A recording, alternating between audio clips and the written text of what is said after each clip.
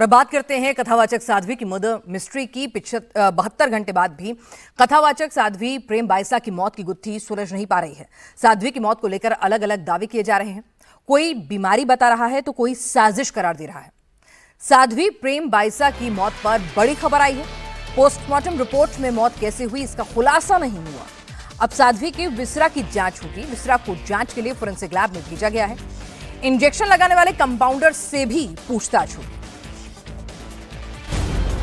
साध्वी प्रेम बाइसा की postmortem report आ गई है, लेकिन मौत कैसे हुई इसका पता पोस्टमार्टम रिपोर्ट में भी नहीं चला है। प्रेम बाइसा की मौत कैसे हुई, मौत के पीछे का कारण क्या है, अब इसका पता विसरा सैंपल से चलेगा। साध्वी की मौत की गुत्थी सुलझाने के लिए विसरा सैंपल को फॉरेंसिक लैब भेजा गया है। पोस्टमार्टम रिपोर्ट में कॉज ऑफ डेथ क्या माने, विसरा भी प्रिजर्व किया है आप लोगों ने? मेडिकल एक्सपर्ट्स द्वारा डेफिनेटली विसरा और जो दूसरे सैंपल्स हैं वो प्रिजर्व किए गए हैं। उन्होंने भी हर एस्पेक्ट को ध्यान में रखते हुए की है अपनी कार्यवाही मेडिकल बोर्ड ने। इसके अंदर अभी तक जो रिपोर्ट है मेडिकल बोर्ड की वो कॉज ऑफ डेथ को लेके रिजर्व रखी गई है। ये समाधि साध्वी प्रेम बाइसा की है। प्रेम बाइसा को उन्हीं के गांव में 36 गांव के लोगों ने अंतिम विदाई दी। साध्वी प्रेम बाइसा की मौत की गुत्थी उलझती जा रही है। प्रेम बाइसा की समाधि उनके पेरुआ गांव में बना दी गई है। ये देखिए आप, समाधि बनाई गई है। तमाम जो लोग हैं गांव के आसपास के लोग वो यहाँ पर मौजूद हैं। लेकिन बड़ी बात ये है कि पुलिस अभी इस मिस्ट्री को पूरी तरीके से क्लियर नहीं कर पाई है कि साध्वी प्रेम बाइसा की मौत किस तरीके से हुई है। क्या गलत इंजेक्शन लगाने से मौत हुई है या मामला कुछ और है। लेकिन अब पूरी जांच पुलिस ने केंद्रित कर दी है, क्योंकि विसरा जो है उसको प्रिजर्व कर लिया गया है। मैं इस वक्त प्रेम बाइसा के गाँव में ही मौजूद हूँ। तमाम जो लोग उनको पहले से जानते हैं वो हमारे साथ मौजूद हैं। आप इसी गाँव के हैं? जी सर। हाँ? जी। क्या लग रहा है आपको, अचानक ऐसा क्या होगा कि प्रेम बाइसा की उम्र तो इतनी ज्यादा नहीं थी जो उनकी मौत हो गई? ये तो साहब जांच आने के बाद में पता चलेगा। आप लोगों को क्या लगता है? हमको तो साहब क्या पता, आपको जितना ही हमको पता है। हाँ। वो जांच आएगी तब पता पड़ेगा। अभी यहाँ तो 36 कौम के लोग यहाँ भक्तगण सभी आए थे। हाँ। और समाधि दे दी है। हाँ। साध्वी प्रेम बाइसा की मौत एक मिस्ट्री बन गई है। कोई इसके पीछे साजिश बता रहा है, कोई जहरीला इंजेक्शन देकर जान से मारने की बात कर रहा है।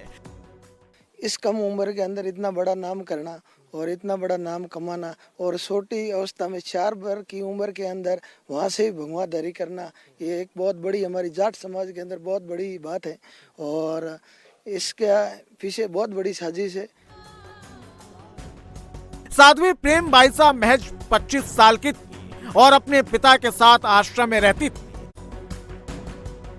30 जनवरी को साध्वी बाइसा को उन्हीं के गांव में आखिरी विदाई दी गई। इस दौरान सैकड़ों ग्रामीण वहां मौजूद थे। साध्वी प्रेम बाइसा बीमार थी, जुकाम से पीड़ित थी। इलाज के लिए कंपाउंडर आया और कंपाउंडर ने इंजेक्शन लगाया। इसके बाद ऐसा क्या हुआ कि साध्वी प्रेम बाइसा की 5 मिनट के अंदर ही मौत हो गई। खुद साध्वी प्रेम बाइसा के पिता से सुनिए। रात को ही अजमेर से कथा करके आई, उस पर नॉर्मल जुकाम था और जैसे ही उन निजी क्लिनिक को कॉल किया तो बोला कि मैं थोड़ी देर बाद में आऊँगा। और वो 5:06 पे मैंने वापस कॉल किया तो 10 मिनट में लगभग आ गया होगा।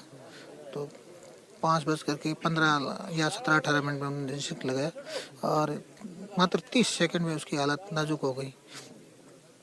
और मुझे बोला गुरुजी पापा वो टिश्यू पेपर लाके, तो बहुत छींके आई कि इंजेक्शन लगती है उसको छींके आने लगी और वो टिश्यू पेपर के लाके 2 मिनट में क्या मुझे श्वास नहीं आया, मेरा प्राण जा रहा है। प्लेन से दौड़ करके आश्रम के बाहर के गेट तक वो दौड़ के चले गए। जाकर ही वहाँ गेट पे गिर गई और मैं गाड़ी लेकर मुझे जल्दी हॉस्पिटल लेके जाओ।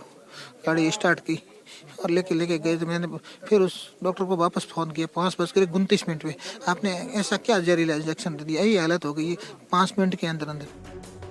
प्रेम बाइसा के पिता भी संत हैं, कथा वाचन का काम करते हैं। हालांकि साध्वी के कुछ समर्थक पिता पर ही साजिश के तहत साध्वी को मारने का आरोप लगा रहे हैं, तो कोई इसके पीछे एक वायरल वीडियो का होना बता रहा है। कुछ लोगों का दावा है कि साध्वी डिप्रेशन में थी।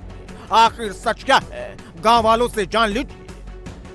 उनके पिताजी को लेके जो वीडियो फोटो वायरल हुआ, इसके लिए कहा जा रहा था, आप लोग तो यहीं के रहने वाले हैं, आप लोग इस चीज़ को कितना सही मानते हैं? सर वो तो अब क्या है, बाप बेटी का वीडियो है, उसमें कोई इतना बड़ा कोई इशू था नहीं, लोगों ने बनाया उसका, तो अब कुछ नहीं कह सकते। लोग आजकल सोशल मीडिया का ज़माना है, हर तरह के मतलब गलत कमेंट वीडियो कर।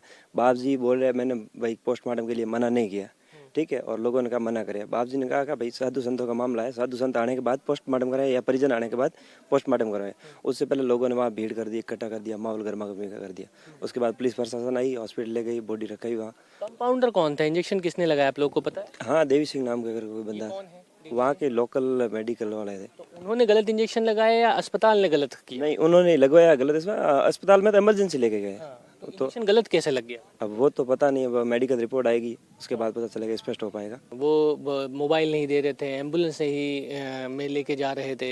हाँ, फिर उसके बाद जो पोस्ट आई वो 4 घंटे बाद आई, वो किसने किया पोस्ट उन्हीं के स्टाफ ने की, बाप जी के कहने पे ही करवाई। भोमाराम का नाम का लड़का, मेरा जो भाई है वो, उन्होंने की पोस्ट, बाप जी के कहने पे की है, और सोशल मीडिया अकाउंट वही यूज करते हैं। सोशल मीडिया आपका भाई यूज करता है? हाँ। तो 4 घंटे बाद पोस्ट क्यों की? बाप जी ने करवाई पोस्ट, तो तब की है। पिताजी ने? हाँ। आपको क्या लगता है कि मौत कैसे हो गई प्रेम बाईसा की? अब वो तो अभी मेडिकल बोर्ड वाला जो बताएगा वो स्पष्ट कर पाएंगे। पहले तो कोई बीमारी थी पहले से? बीमारी नहीं, नॉर्मल गला ही था। बाकी उनका अगला प्रोग्राम था चंडीगढ़ का है। 72 घंटे से उलझी साध्वी प्रेम बाईसा की मौत की गुत्थी को सुलझाने की जिम्मेदारी अब एसआईटी को सौंप दी गई है। साध्वी की मौत की जांच एसआईटी की टीम ने शुरू भी कर दिया है। ये नेचुरल डेथ है या फिर साजिश है? क्या साध्वी को जहरीला इंजेक्शन देकर मारा गया? इन सभी सवालों का जवाब अब एसआईटी की टीम तलाश रही है। पिताजी के द्वारा ही जो हमारे को रिपोर्ट दी गई है उसी के ऊपर हमने इंक्वेस्ट स्टार्ट की है। ऐसी कोई बहुत सस्पिशियस चीज़ फिलहाल हमारे पास पत्रावली पर नहीं है। हम लेकिन हर एस्पेक्ट के ऊपर इन्वेस्टिगेशन बहुत डिटेल में कर रहे हैं।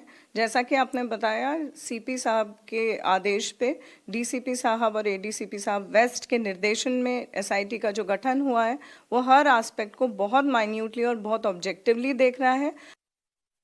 साध्वी को इंजेक्शन लगाने वाले कंपाउंडर का नाम देवी सिंह राजपुरोहित है। कंपाउंडर के खिलाफ साध्वी के पिता बीरमनाथ ने लिखित में शिकायत दी है। अब पुलिस देवी सिंह कंपाउंडर को हिरासत में लेकर पूछताछ कर रही है। 2.5 महीने पहले भी जुकाम की शिकायत पर कंपाउंडर देवी सिंह ने इंजेक्शन लगाया था, लेकिन उस समय कुछ नहीं हुआ था। पुलिस कंपाउंडर देवी सिंह की डिग्री और बैकग्राउंड की भी पड़ताल कर रही है। पुलिस के मुताबिक इस बार साध्वी को जो इंजेक्शन लगाए गए थे वो 2 अलग अलग कंपनियों के थे। पुलिस अब हर एंगल से जांच कर रही है। एसआईटी टीम साध्वी की चल अचल संपत्ति की भी जांच कर रही है। हाल के दिनों में साध्वी कहां-कहां गई थी, इन सब की भी जांच हो रही है।